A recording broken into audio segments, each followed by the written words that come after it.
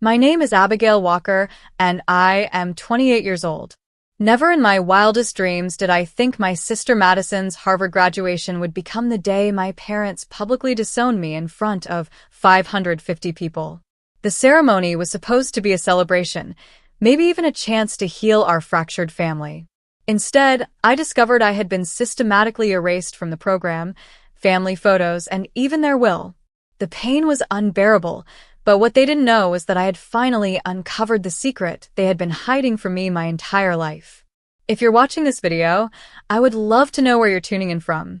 Please hit that like and subscribe button before I tell you how I stood up and changed my life forever. Growing up as Abigail Walker meant living in the constant shadow of my younger sister, Madison. From the moment she was born, it was clear that my parents, Gerald and Diana Walker, had a favorite child. While most parents try to hide their preferences, mine displayed their favoritism like a badge of honor. Madison was their golden child, their perfect daughter, while I was treated as an afterthought, a burden they reluctantly carried. My childhood bedroom walls were covered with academic certificates and honor roll recognition, but my parents barely acknowledged them. I still remember the day I won the state science competition in 8th grade. I rushed home with my trophy, excited to finally earn their approval. When I burst through the door, my mother simply glanced at me and said, "That's nice, Abby. Did you remember to pick up Madison's dance shoes like I asked?" My trophy ended up gathering dust on my bookshelf, while Madison's participation ribbons were prominently displayed in the living room. High school was no different. While Madison was driven to soccer practice in our father's luxury sedan, I took the bus to debate tournaments. When I was accepted to NYU with a partial scholarship, my father's response was, "Well, it's not Harvard, but I suppose it's better than community college." Meanwhile, Madison's acceptance to any advanced placement class was celebrated with dinner at expensive restaurants. To afford college, I worked 3 jobs simultaneously. Mornings at a coffee shop, evenings waiting tables, and weekends as a tutor. The exhaustion was overwhelming, but the alternative was dropping out. My parents had made it clear that their financial support was reserved for Madison's future. "She has real potential," my father once said within earshot, not realizing or perhaps not caring that I could hear him. During my sophomore year at NYU, I discovered something strange while helping my mother organize some files during a rare visit home. A document had fallen behind the drawer, and when I retrieved it, I noticed it was a life insurance policy that listed only Madison as a beneficiary. When I questioned my mother about it, she snatched it from my hands and said dismissively, "It's just an old policy. We have updated ones." But her reaction seemed disproportionate, almost panicked. My best friend Rachel Howard was the only person who truly understood what I was going through. We met during freshman orientation at NYU, and she quickly became the sister I wished I had. "Your parents are toxic, Abby," she would tell me. "You deserve so much better." Rachel's family welcomed me for holidays when returning to my own home became too painful, which happened more frequently as time passed. Despite the years of emotional neglect, a part of me still yearned for my parents' approval and love. So when the invitation to Madison's Harvard graduation arrived in my mailbox, it felt like an olive branch. Madison had personally called to insist I attend, which was unusual. We had never been close, but there was no active animosity between us. She was simply the favored child who accepted the preferential treatment as her birthright. "It would mean a lot to me if you came," Madison had said during our brief conversation. "The whole family will be there." The whole family implied I was considered part of it, which gave me hope. Perhaps time had softened my parents' inexplicable coldness toward me. Perhaps attending an important family function would be the first step toward healing the wounds that had shaped my entire life. I allowed myself to believe that things could change. With renewed optimism, I accepted the invitation.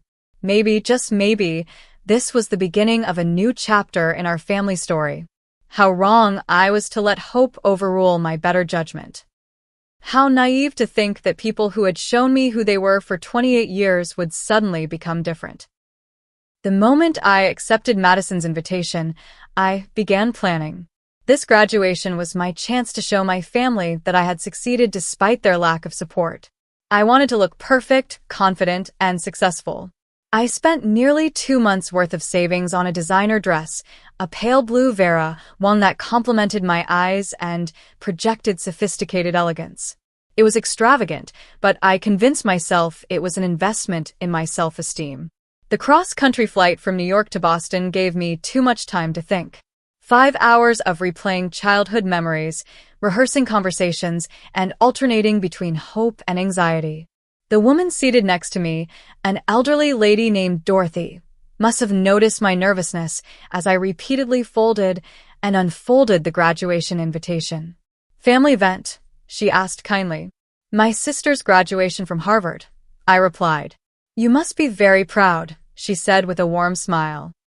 "I am," I answered, not mentioning that pride was just one of the complicated emotions swirling inside me. As the plane began its descent into Boston Logan International Airport, my mind drifted to the last family gathering I had attended 3 years ago. It was Thanksgiving, and I had brought my then-boyfriend James to meet my family. Throughout dinner, my parents barely acknowledged his presence, directing all questions and conversation toward Madison and her accomplishments. When James mentioned that I had just been promoted at my marketing job, my father changed the subject so quickly it was as if he hadn't spoken at all. Later that night, I found James sitting alone on the porch, looking confused and uncomfortable. "Is it always like this?" he had asked. I simply nodded, too embarrassed to elaborate. We broke up 2 weeks later. He never mentioned my family as the reason, but I knew they were part of it. Who would want to be with someone whose own parents couldn't seem to love her? After checking into my hotel near Harvard Square, I watched other families arriving, their excitement palpable. Parents wore university merchandise and took countless photos of their graduating children. Their pride was so evident it made my chest ache with longing. My phone buzzed with a text from Rachel. "You've got this, Abby. Remember, you're amazing regardless of how they treat you. Call me anytime." Rachel's support meant everything, but it couldn't completely dissolve the knot of anxiety in my stomach. I had been seeing a therapist, Eleanor, for about a year, working through my family issues. Her parting advice before my trip had been clear. Manage your expectations, Abigail. People rarely change dramatically. Go for yourself, not for their approval. Sitting on the hotel bed, I rehearsed potential conversations with my parents. "Mom, Dad, it's good to see you. Too casual? I've missed you both. Too vulnerable? Congratulations on Madison's graduation. Safe, but impersonal. Nothing seemed right for the complexity of our relationship. How do you bridge a gap with people who never acknowledged there was one?" While reorganizing my purse for the next day, I discovered a strange envelope I didn't remember packing. It was a plain manila envelope, unmarked except for a small coffee stain on one corner. I started to open it, but was interrupted by a call from Madison confirming the meeting time for tomorrow. The envelope slipped from my mind as I focused on getting enough rest for what would undoubtedly be an emotionally draining day. That night, I dreamed of my childhood home, wandering from room to room looking for family photos that included me, but finding only empty frames. I woke up unsettled, the dream too close to reality for comfort. As I prepared for the day, applying makeup with extra care and styling my hair into an elegant updo, I made a decision. Whatever happened today, I would maintain my dignity. I would not break down, would not give them the satisfaction of seeing me hurt. I had built a life without their support, and today I would show them the strong, successful woman I had become. With a final glance in the mirror and a deep breath, I left for Harvard Yard, the mysterious envelope tucked into my purse and temporarily forgotten in the rush of the morning. Little did I know it contained information that would change everything.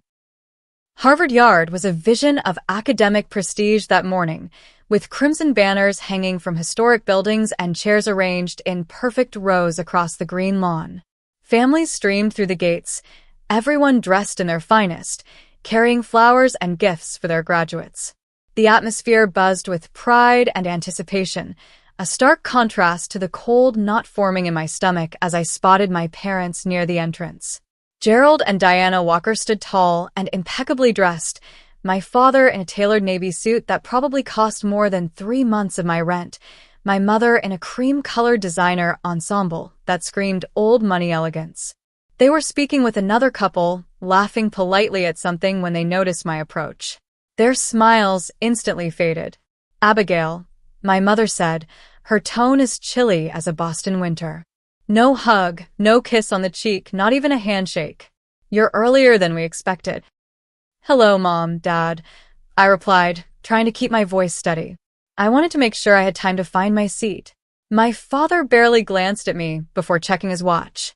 "Madison should be with the other graduates by now. We need to find our reserved seating."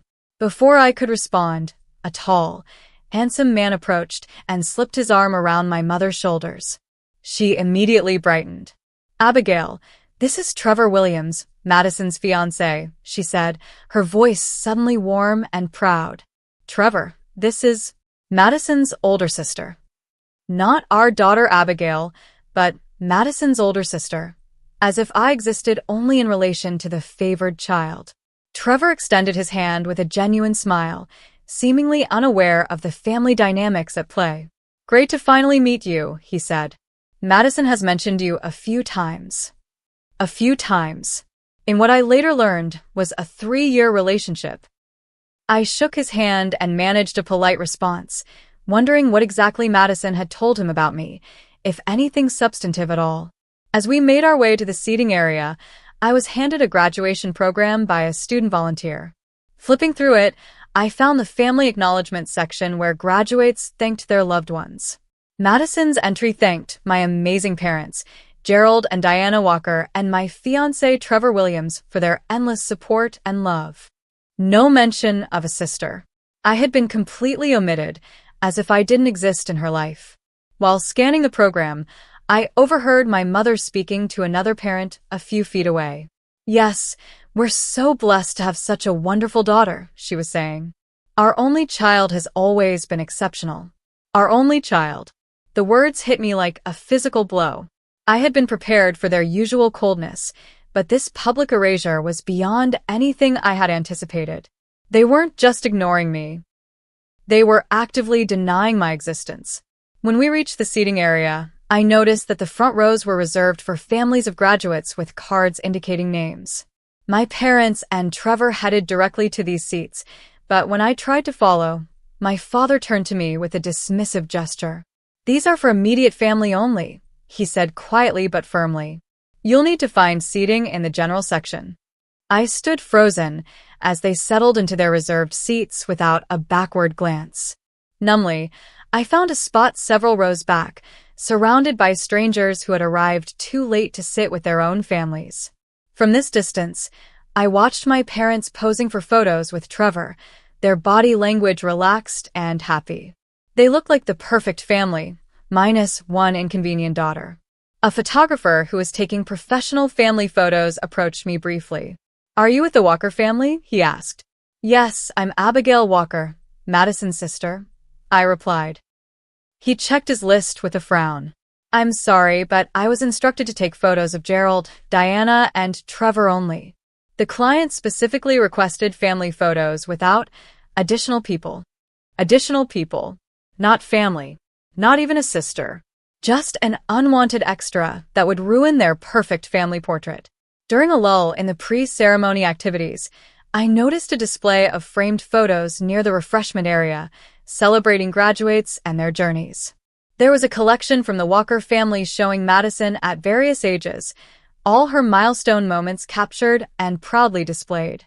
What struck me wasn't just the quality of the photographs, but what was missing from them. Family vacation photos that I knew had originally included me had been digitally altered or recropped to remove any trace of my presence.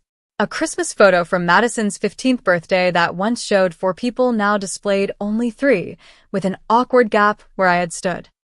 They hadn't just relegated me to the general seating area today, they had methodically erased me from their family history. The realization made me feel physically ill. This wasn't just about favoritism anymore. There was something deeper, more deliberate in their rejection of me. As the ceremony was about to begin and the crowd settled into their seats, I noticed my mother distributing elegant gift bags to several people seated around them, undoubtedly containing expensive mementos to celebrate Madison's achievement. No bag made its way to me. It was as if I were invisible, a ghost haunting my own family's celebration. The cruel reality was becoming clearer with each passing moment. This wasn't a chance for reconciliation. This was something far worse. I had been invited not as a family member, but as a reluctant concession to Madison, perhaps to maintain appearances to her fiancé or friends who might have known she had a sister. But my parents were making it abundantly clear that while I might share their last name, I was not part of their family. The graduation ceremony began with a processional of faculty in their academic regalia, followed by the students in their black gowns and crimson hoods. The Harvard University Band played pomp and circumstance as 550 excited graduates filed into their seats, their futures bright with promise. In any other circumstance, it would have been a moving spectacle, but I could barely focus on the pageantry unfolding before me. The university president welcomed everyone with a speech about achievement, community, and the responsibility that came with a Harvard education. Under different circumstances, I might have appreciated his eloquence. Instead, I kept replaying the morning's events in my mind, each slight and dismissal cutting deeper upon reflection. When it came time to announce the graduates receiving special honors, Madison's name was called early. Madison Elizabeth Walker, summa cum laude, the dean announced. The audience applauded as my sister stood, a gold cord glinting around her neck. From my distant seat, I could see my parents beaming with pride, my father actually wiping away a tear.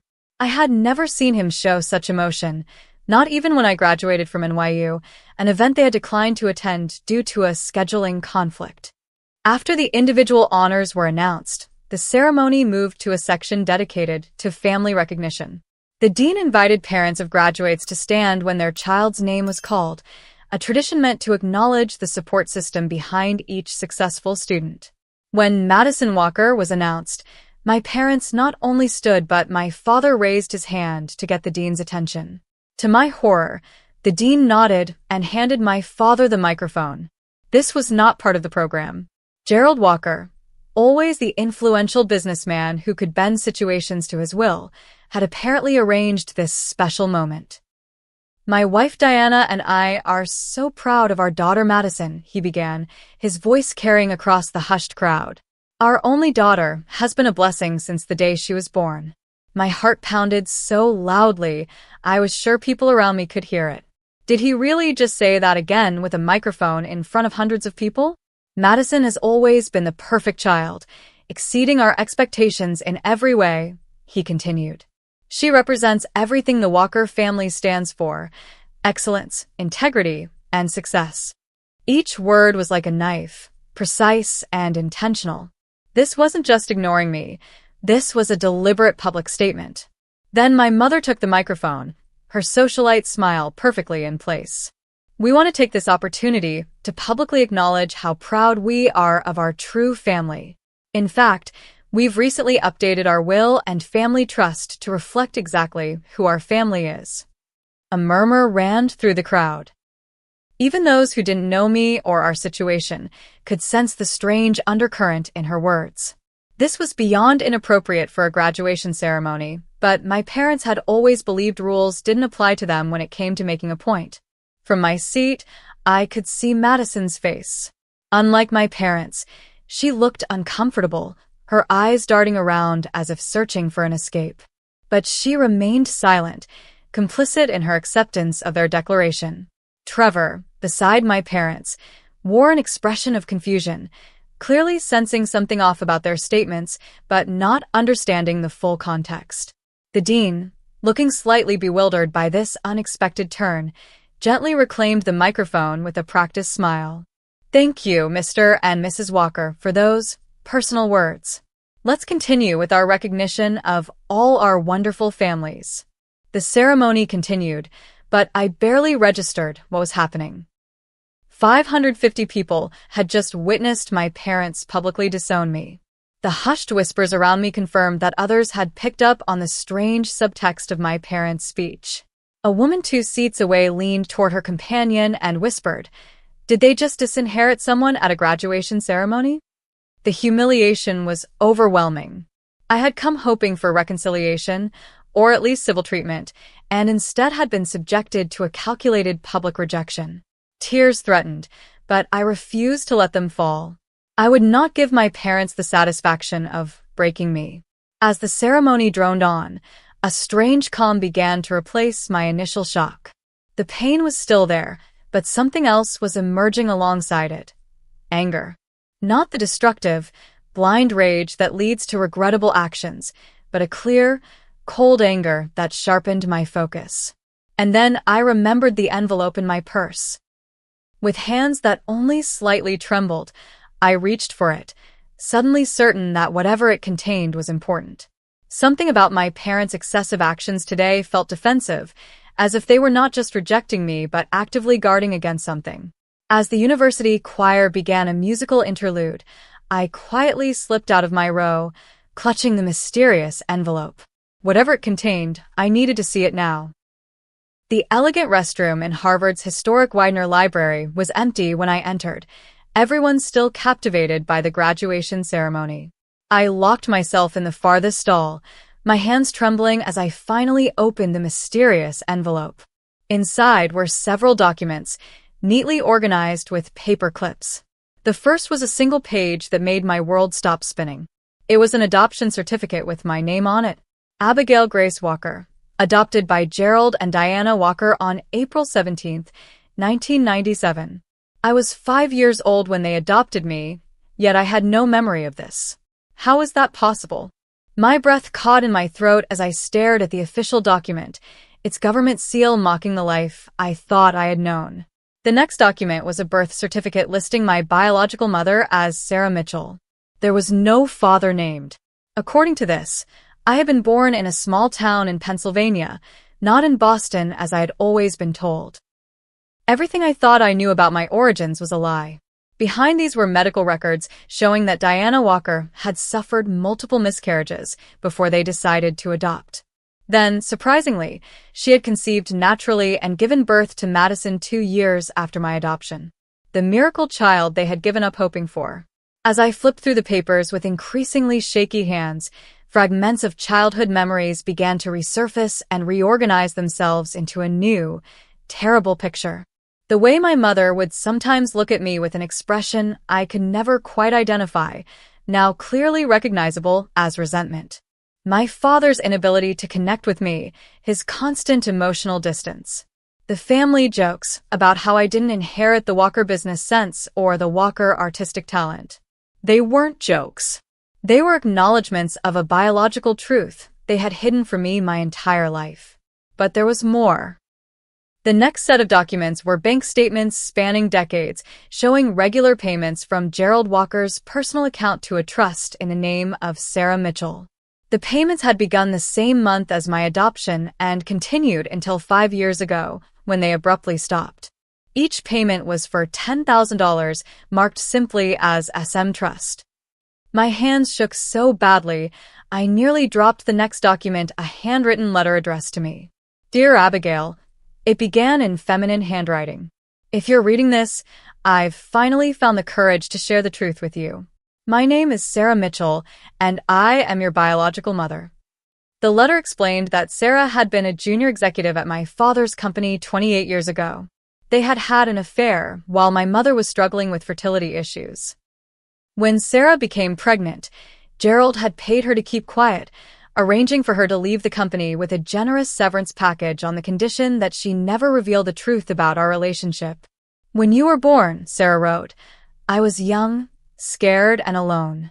Gerald convinced me that giving you to him and Diana would provide you with opportunities one could never offer. In a moment of weakness and fear, I agreed. The adoption was arranged privately through connections, with the condition that I would never contact you. In return, Gerald established a trust for me and made regular payments that allowed me to rebuild my life. The letter continued, explaining that the payments had stopped because Sarah had finally refused to accept them, tired of the guilt they represented. She had been trying to find a way to contact me for years, but Gerald had used his influence to block her attempts. Recently, she had connected with Rachel, my best friend, through social media after seeing us in photos together. It was Rachel who had secretly placed these documents in my purse, knowing I would need the truth. Madison knows everything, Sarah's letter concluded. She discovered the truth when she was 16 and found the original adoption papers. Gerald and Diana swore her to secrecy, reinforcing that revealing this would destroy the family. I don't know what kind of relationship you have with your sister, but she has been complicit in this deception for years. I hope someday you can forgive me for my weakness. I have never stopped thinking about you and would welcome a chance to know the woman you've become if you're willing. Love, your mother, Sarah. Attached to the letter was a recent photo of a woman in her 50s with my same green eyes and the dimple in her left cheek that I had always considered my most distinctive feature. The resemblance was undeniable. The final document was a note from Rachel. Abby, I'm sorry for the secrecy, but Sarah found me 3 months ago.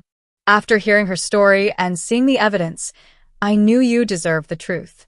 She's been trying to reach you for years. Your parents' lawyer has been intercepting her letters and calls. Whatever happens at the graduation, know that you have people who truly love you. Call me when you're ready. Love, Rachel. In that bathroom stall, surrounded by cold marble and the weight of decades of lies, everything suddenly made terrible sense. My parents hadn't merely favored Madison. They had resented me as living proof of my father's infidelity, a constant reminder of a mistake they had been forced to incorporate into their perfect lives. When Madison was born, their real daughter, they no longer had to pretend I was anything but an obligation. I wasn't just the less favored child. I was never truly their child at all in their eyes. The systematic erasure from family photos, the cold treatment, the public disowning, it was all part of a gradual process of removing the evidence of their darkest secret. By publicly declaring Madison their only daughter and updating their will, they were completing the process they had begun years ago, erasing me from their family narrative. And Madison, the sister I had never been close to but had never truly resented either, had known the truth since she was 16. She had watched their treatment of me for years with full knowledge of why it was happening and had said nothing. I gathered the documents with hands that had stopped trembling. The shock had been replaced by a strange, cold clarity. For the first time in my life, I understood exactly why my family was the way it was. The mystery that had shaped my entire existence had finally been solved. I checked my reflection in the mirror. My makeup was intact, my expression composed. Only my eyes betrayed the storm within, their green depths reflecting not pain but something new, determination. I had been invited to this graduation for appearance's sake, perhaps as a final farewell before being completely cut out.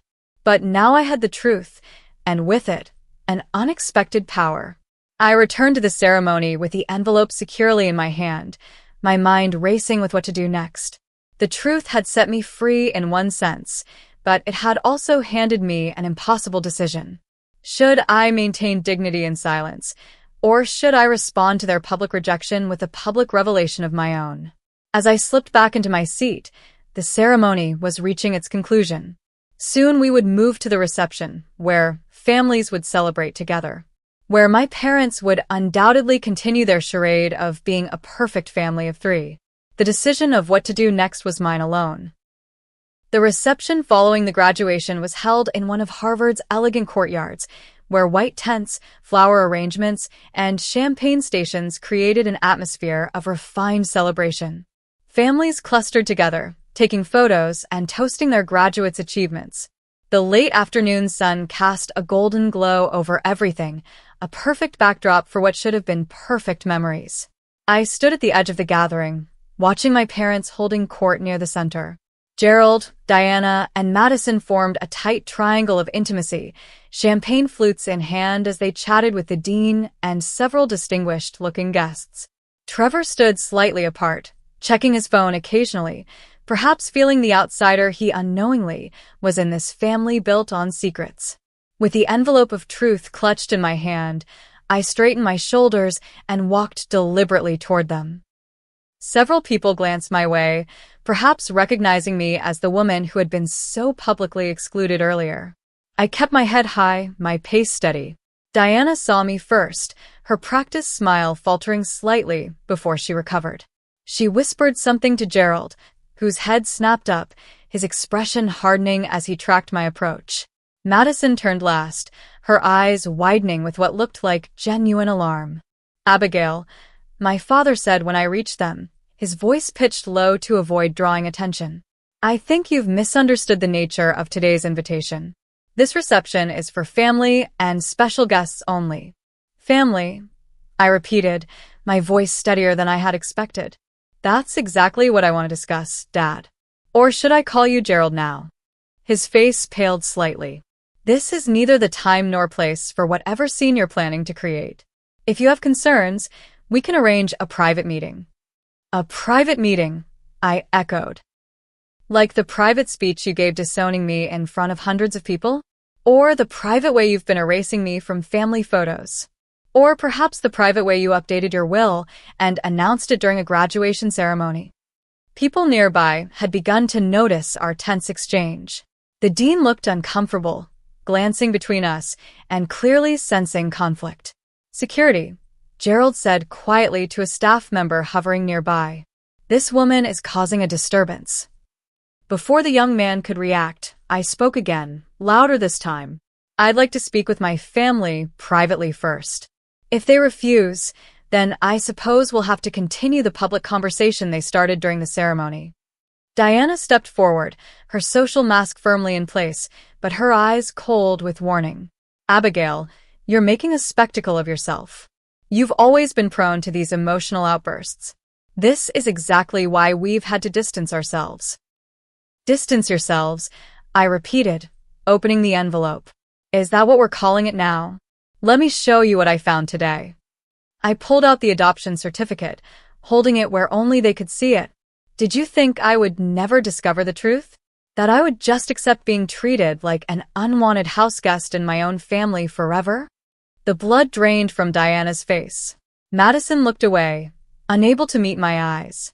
Gerald was the only one who maintained his composure, though a muscle twitched in his jaw. "Put that away," he hissed. "Now. Why?" I asked, my voice gaining strength. "Are you afraid of what people might think if they knew the truth? That I'm not your biological daughter, but the product of your affair with Sarah Mitchell? That you've been paying her hush money for decades? That Madison has known about this since she was 16 and said nothing while watching you treat me like I was nothing?" Trevor stepped closer, his expression confused. "Madison, what is she talking about?" Madison remained silent, her face a mask of conflicted emotions. The years of complicity in her parents' deception had trapped her in an impossible position, and now she seemed unable to choose a side. Gerald's attempt at control cracked. "You ungrateful little," he began, his voice rising. "We gave you everything. A home, an education, opportunities most children would kill for. And this is how you repay us? By dragging up ancient history to ruin your sister's graduation. Gave me everything?" I laughed, the sound sharp with disbelief. "You gave Madison everything. You gave me the bare minimum required by law and emotional neglect that no child deserves. And now I understand why. I was never your daughter in your eyes. I was just evidence of a mistake you had to hide." By now, a small crowd had gathered at a slight distance, pretending not to listen but clearly captivated by the drama unfolding. Diana noticed and made a desperate attempt to regain control of the situation. "Abigail has been struggling with some mental health issues," she announced to those nearby, her voice dripping with manufactured concern. "We've tried to get her help, but she refuses treatment. This is exactly the kind of delusional episode her doctors warned us about." The casual cruelty of her lies stunned me momentarily. This woman who had raised me was willing to declare me mentally ill to protect her family's reputation. But I was no longer the insecure daughter desperate for their approval. I had evidence, and more importantly, I finally understood my worth wasn't determined by their acceptance. "Open the envelope," I said, handing it to Trevor, who stood closest to me. "See for yourself what kind of family you're marrying into." Trevor hesitated, looking at Madison, who had gone completely pale. Her silence was answer enough. He took the envelope and began examining its contents, his expression shifting from confusion to shock. "Madison," he questioned, his voice barely audible. "Did you know about this?" Before she could answer, Gerald lunged forward, attempting to grab the envelope from Trevor's hands. "This is private family business," he growled. "Family business," I repeated. "That's right. And like it or not, I am family. Biology doesn't change the fact that you adopted me, raised me, and are legally my parents. You can disown me, disinherit me, and try to erase me, but you can't change the fact that I exist." Diana's composure finally cracked completely. "You were a mistake," she hissed, her voice venomous despite her attempt to keep it down. "A living reminder of his betrayal that I had to look at every single day. Do you have any idea what that was like? Then we had Madison, our real daughter, and every time I looked at you both, I saw the difference between his mistake and our miracle." Her words confirmed everything I had suspected, but hearing them spoken aloud still cut deep. The nearby crowd's hushed gasps made it clear her statement had been overheard. Gerald grabbed Diana's arm, trying to silence her, but she was beyond caring now. 28 years of resentment poured out in a public setting she would normally have considered beneath her dignity. "We gave you our name, our home, paid for your education," she continued. "And you were never grateful, always wanting more, always looking at us with those accusing eyes, so like hers. Like Sarah's, I supplied. My biological mother. The woman you've kept me from knowing my entire life." Professor Franklin, who I later learned was Madison's academic advisor, had approached during Diana's outburst. An older woman with kind eyes and an air of authority, she placed herself beside me. "I think," she said firmly, "this conversation needs to move elsewhere. Immediately." Gerald seemed to suddenly remember where we were and who might be watching. His reputation in business circles was built in part on connections to Harvard, and this public scene threatened relationships he had carefully cultivated for decades.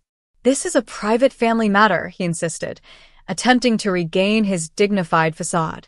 "It became a public matter when you chose to make statements during the ceremony," Professor Franklin replied coolly. "And it appears to be causing considerable distress to multiple people here, including one of my students." She gestured toward Madison, who looked on the verge of tears. Trevor was still reading through the documents, his expression growing darker with each page. He finally looked up at Madison. "You knew about this? All this time?" Madison nodded almost imperceptibly, unable to speak. "And you watched them treat her this way? Your own sister?" The disgust in his voice was unmistakable. "She's not my sister," Madison finally whispered, then immediately looked like she wanted to take the words back. "There it is," I said quietly. The truth, finally spoken aloud.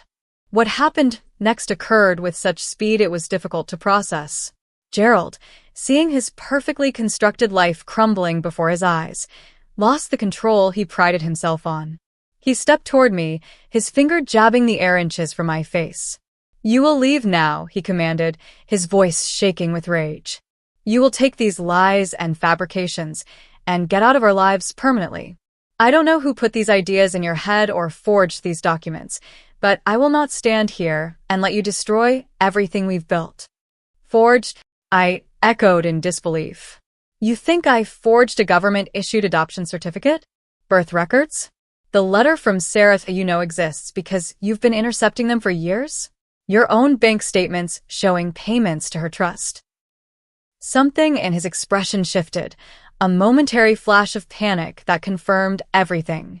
And in that moment, any remaining doubt I might have harbored vanished completely. "My God," Trevor said, stepping away from Madison. "It's all true, isn't it?" The crowd around us had grown, drawn by the escalating conflict. Gerald and Diana, socialites who had spent their lives managing public perception, were watching their carefully crafted image disintegrate in real time. "How dare you?" Gerald finally exploded, his voice echoing across the courtyard. "After everything we did for you, taking you in when nobody wanted you, giving you our name, and this is how you repay us? By humiliating your mother and ruining your sister's graduation? This is exactly why you were never truly part of this family. You're just like your mother, manipulative and ungrateful. His outburst confirmed everything to everyone within earshot. No denial, just anger at being exposed. Diana began crying, not from remorse, but from humiliation. Madison stood frozen, caught between family loyalty and the evident truth, while Trevor continued to put distance between himself and the family he had nearly joined. Professor Franklin placed a gentle hand on my arm.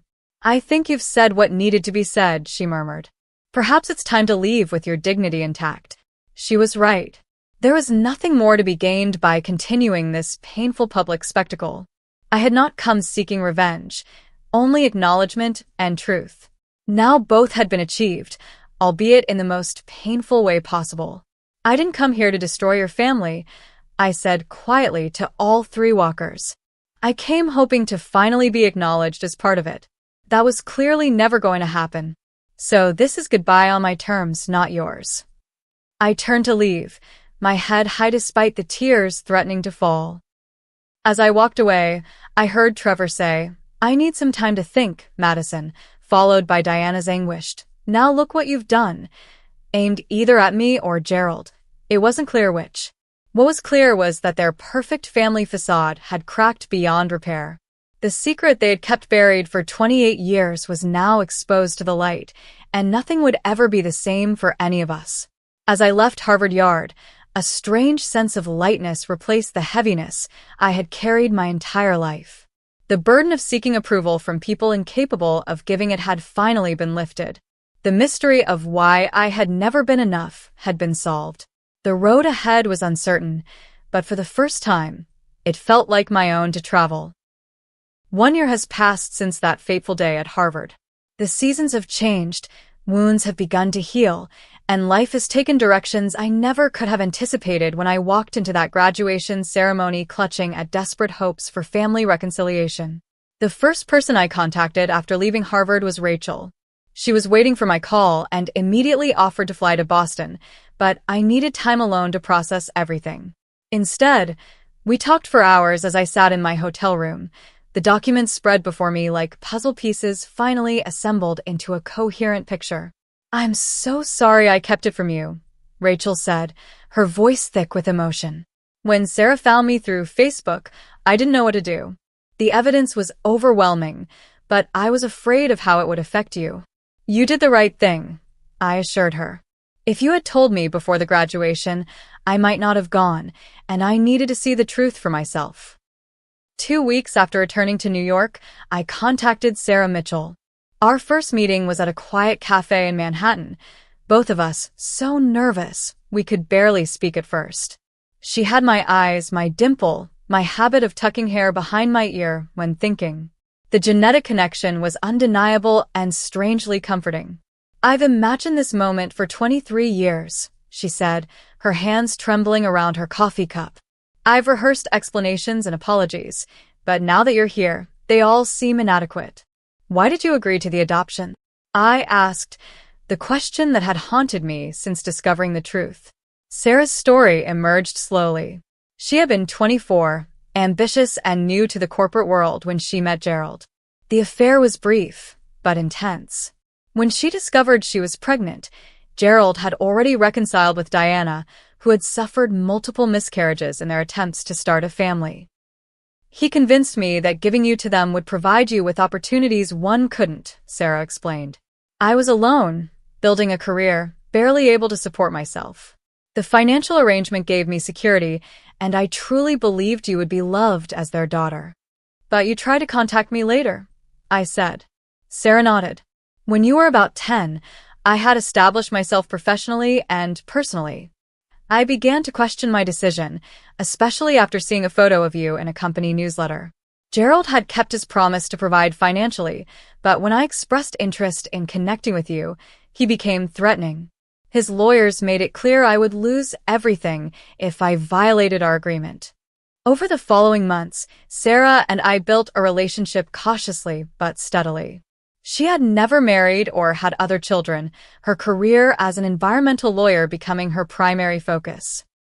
Learning about her life, her values, and seeing my own reflection in her mannerisms helped heal parts of me I hadn't even realized were broken.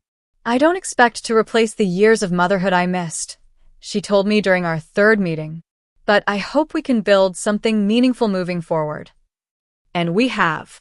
Our relationship today is unique, neither purely mother-daughter nor simply friendship, but something honest and nurturing that continues to evolve. Meanwhile, my relationship with the Walkers took unexpected turns. 2 months after the graduation, I received a letter from Madison, her first attempt at contact since that day. "I don't expect forgiveness," she wrote. "What happened to you is wrong, and my silence made me complicit. I've spent my life accepting the family narrative without questioning it, and I'm only now beginning to understand the damage that caused." We met once, awkwardly, at a restaurant halfway between New York and Boston. The conversation was difficult, years of unspoken truths hanging between us. "I found the adoption papers when I was 16, Madison confirmed. "I was looking for my birth certificate for a passport application and found yours instead.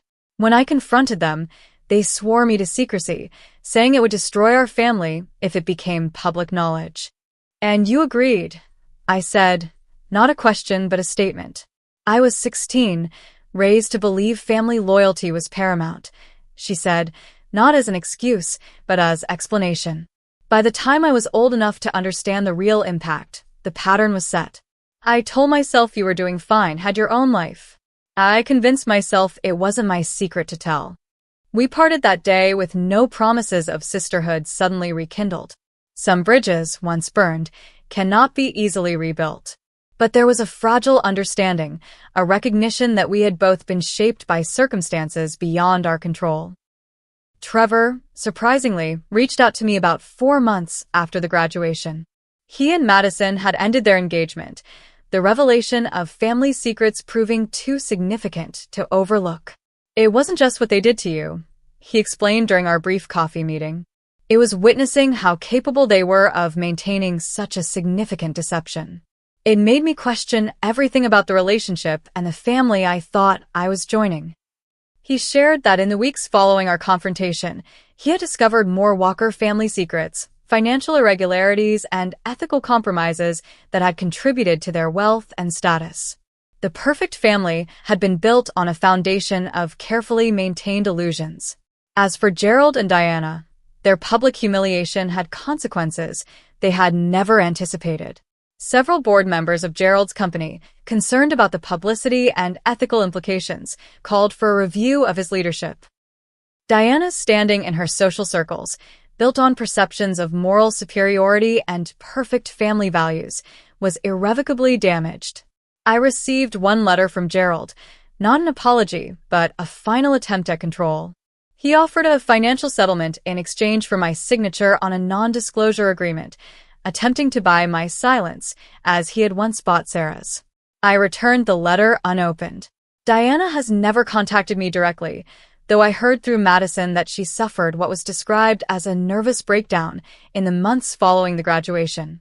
The carefully constructed reality she had maintained for decades had shattered, leaving her unable to rebuild her self-image. The most significant healing, however, has happened within myself. With Eleanor's guidance, I've worked through the trauma of discovering my entire childhood was built on deception.